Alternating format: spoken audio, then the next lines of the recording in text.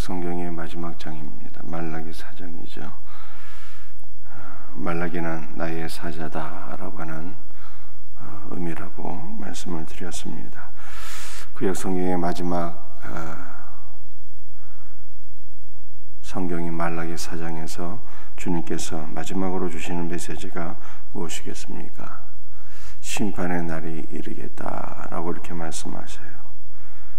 4장 1절입니다. 만군의 여호와가 이르노라 보라 영광로 불같은 날이 이르리니 교만한 자와 악을 행하는 자는 다 지푸라기 같을 것이라. 그 이르는 날에 그들을 살라 그 뿌리와 가지를 남기지 아니할 것이로다. 맹렬한 불같은 심판의 날이 이르러서 교만한 자와 악을 행하는 모든 자들을 다 불살라 버리겠다. 이렇게 하나님께서 심판을 선언하십니다. 오전에도 심판의 날이 다시 한 번 더 강조가 되고 있죠. 여호와의 크고 두려운 날이 이르리라.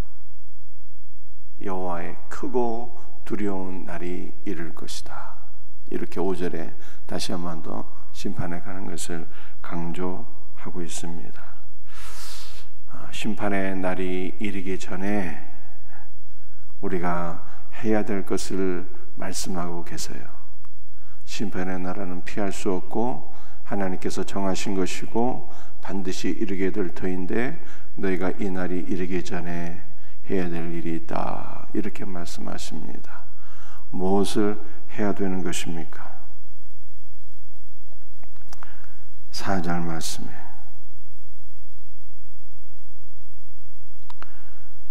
너희는 내가 호렙에서 온 이스라엘을 위하여 내 종 모세에게 명령한 법 곧 율례와 법도를 기억하라. 하나님께서 모세를 통하여서 호렙산에서 주신 말씀을 기억하라. 이렇게 말씀하고 계세요. 여러분들 호렙이라고 하는 것은 신의 산을 가리키는 것입니다. 이스라엘 백성들이 출애굽한 이후 신의 산에 정착하게 되는데 한 1년 정도 정착을 하게 돼요. 그때 하나님께서 모세를 통해서 율법을 주셨습니다. 제사에 관한 말씀을 주셨고 성막에 관한 말씀을 주셨습니다. 하나님께서 주신 모든 율법의 말씀을 너희는 기억하라. 이렇게 말씀하고 계십니다. 여러분, 하나님께서 모세를 통하여 주신 율법은 기본적으로 토라라고 하는데요. 이 토라는 모세오경을 가리키는 거예요. 창세기, 출애굽기, 레위기, 민수기, 신명기 이 5권의 책을 토라라고 하는데 이 하나님의 말씀을 모세를 통해서 이스라엘 백성들에게 주셨는데 그 말씀을 너희가 기억하라. 이렇게 말씀하고 계세요. 그런데 이 율법 즉 토라라고 하는 단어는요 가리키다, 지시하다라고 하는 뜻인데 다 주 예수 그리스도를 가리키는 거예요. 주 예수 그리스도를 보여주고 지시하고 계시하는 말씀입니다. 그러므로 하나님께서는요 크고 두려운 심판의 날이 이르기 전에 너희가 나의 아들 주 예수 그리스도를 기억하라. 이렇게 말씀하고 있어요. 주 예수 그리스도를 기억하래요. 주 예수 그리스도를 기억하고 탕자가 아버지께로 돌아오듯이 우리가 주님께로 돌아가는 것만이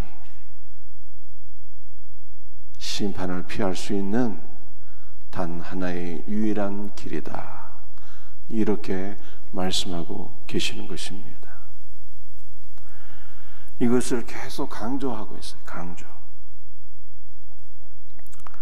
2절 말씀 한번 볼까요? 내 이름을 경외하는 너희에게는 공의로운 해가 떠올라서 치료하는 광선을 비추리니.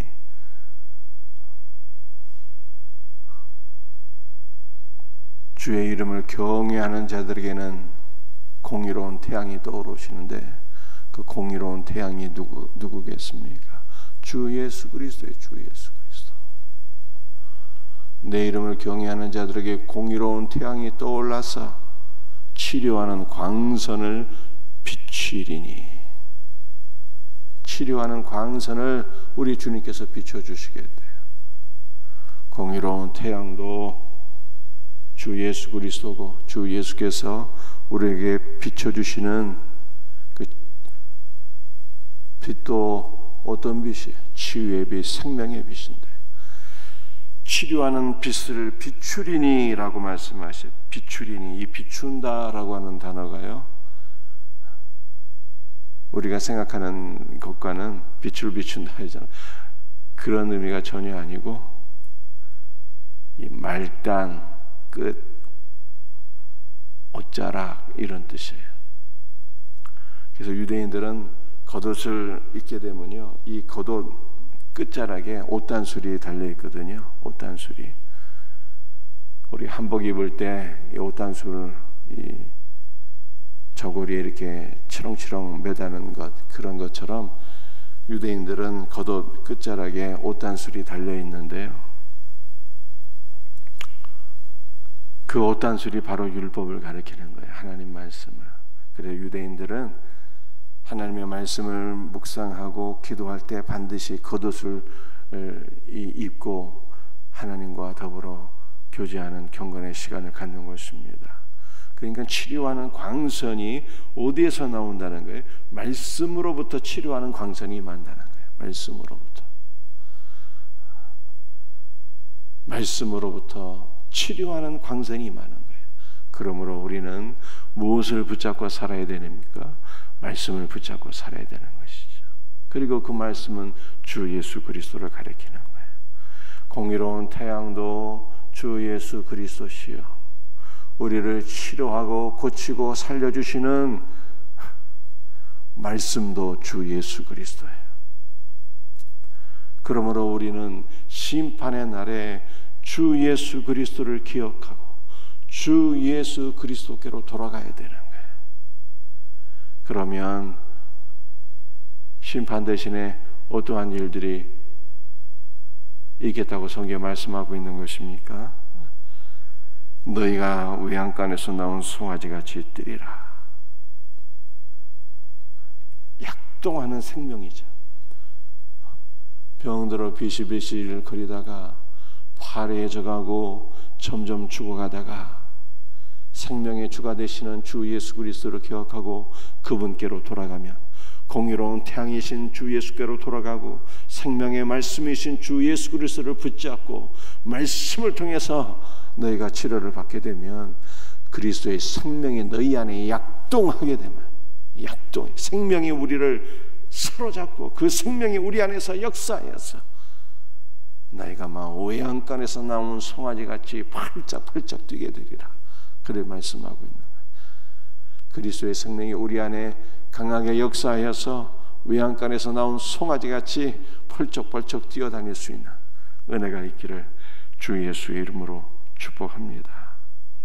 3절 말씀, 또 너희가 악인을 밟을 것이니 그들이 내가 정한 날에 너희 발바닥 밑에 재와 같으리라. 만군의 여호와의 말이니라.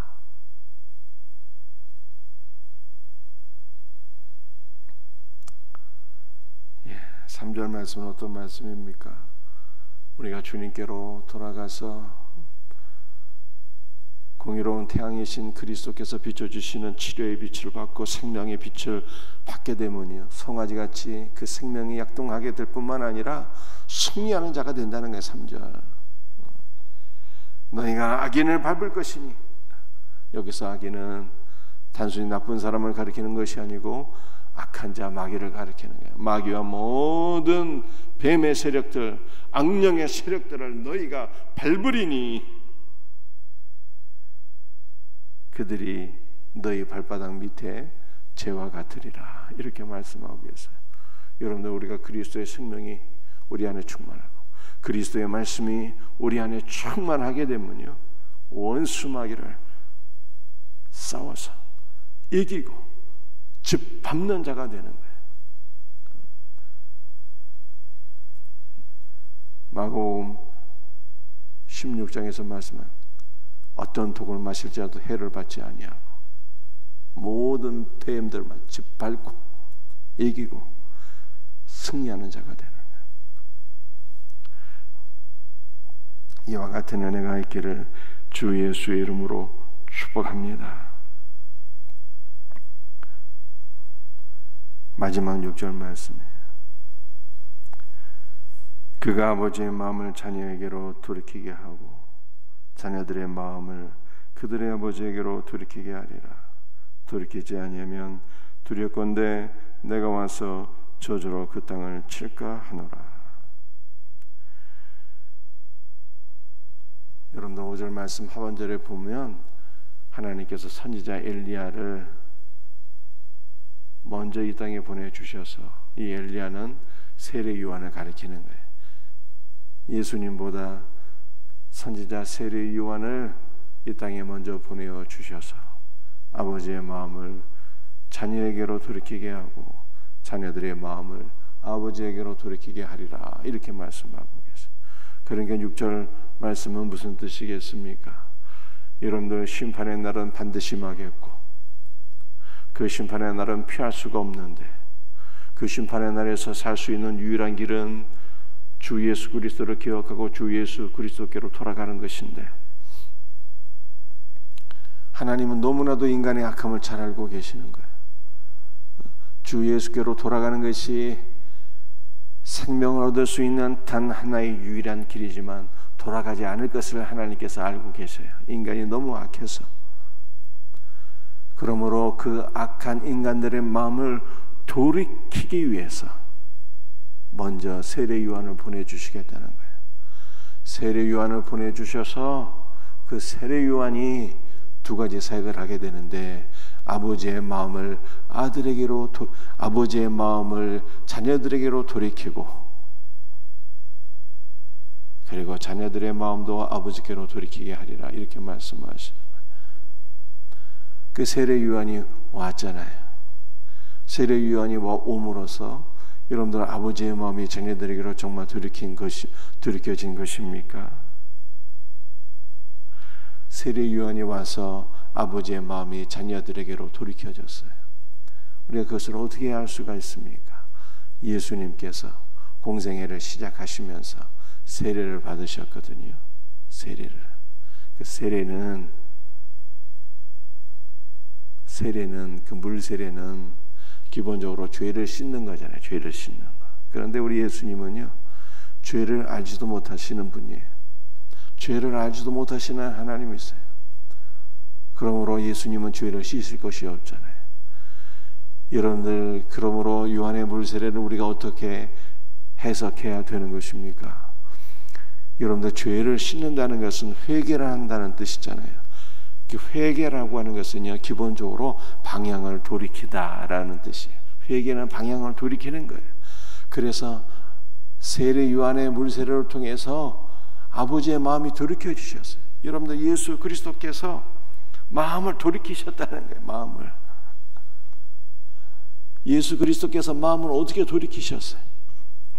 구약에는 죄인들을 향해서 진노하시고 심판하시는 하나님이셨는데, 이 진노와 심판의 하나님께서 마음을 돌이키사 죄인들을 긍휼히 여기시며 사랑하시며 은혜를 베풀기로 마음을 돌이키셨다는 거예요.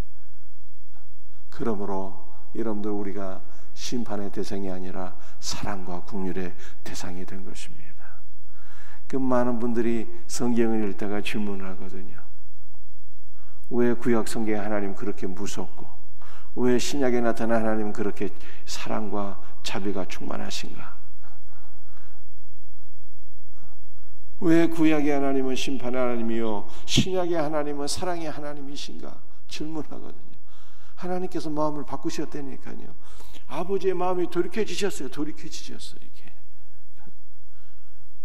하나님께서 선지자 세례 요한을 먼저 보내시고 세례 요한에게 주 예수께서 세례를 받으심으로 회개의 세례, 방향을 돌이키는 세례예요. 마음을 돌이키는 세례를 받으셔서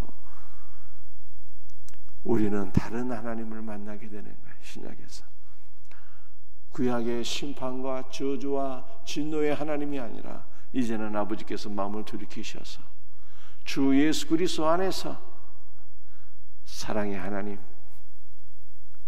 은혜의 하나님, 복 주시는 하나님, 그분을 만나게 되는 것이 놀라운 은혜입니다. 아버지께서 마음을 돌이키셨고 그러므로 하나님께서 한없는 사랑과 은혜를 우리에게 베풀어 주시니 우리의 마음도 아버지께로 돌아가게 되었어요. 우리의 마음도 드디어 아버지께로 돌아가게 된 거예요. 그래서 하나님께서 우리에게로 마음을 돌이키시고 찾아오셨고 한없는 사랑으로 우리를 사랑하심으로 우리의 마음도 돌이켜짐으로 주 예수 그리스도께로 나아가니 예수 그리스도 안에서 우리가 하나로 연합되는 놀라운 신비가 이루어지게 된 것입니다. 이것이 성경에 말씀하고 있는 참된 신앙이에요. 주 예수께서 돌이키시고 우리도 마음을 돌이켜서 주 예수 그리스도 안에서 우리가 살아계시는 하나님과 하나가 되는 것, 하나로 연합되는 것, 이것이 참 신앙이에요. 여러분도 오늘도 주님께로 더 가까이 나아가서 주 예수 그리스도 안에서 살아계시는 하나님과 하나로 연합될 수 있는 복된 은혜가 있기를 주님의 이름으로 축복합니다. 기도하시겠어요?